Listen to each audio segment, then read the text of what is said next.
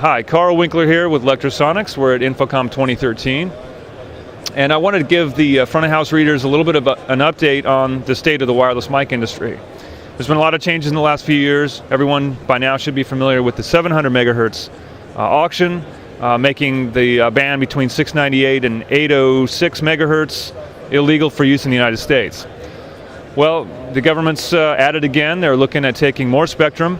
We're not sure exactly how much or when this is going to happen, but the idea is that the UHF spectrum that we're using now is very valuable because of the propagation characteristics of the RF waves, and that coupled with practical antenna size. So with small antennas like these here, you can get excellent propagation, and that's why they want the spectrum for mobile devices, and that's also why, of course, it works so well for wireless mics. So this is part of the national broadband plan, to come in and probably come down further into the band that we're still using today. They're looking at possibly taking the whole 600 megahertz band. And of course that's not good news for wireless mic users. We already lost about a quarter of what we had available before.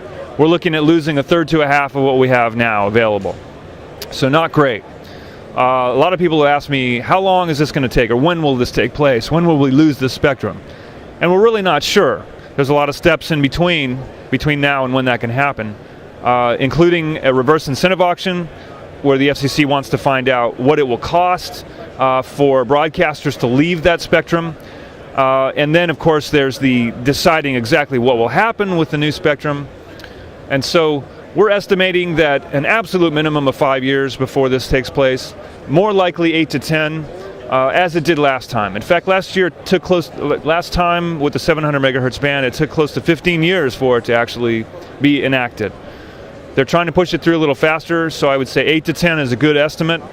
So what does this mean for you, the wireless mic user? Well, keep using the stuff you're using now. That's not going to change. You could even buy new systems and expect to have a 5 to 8 or maybe 10-year lifespan out of them, which is a reasonable lifespan for any high-tech equipment.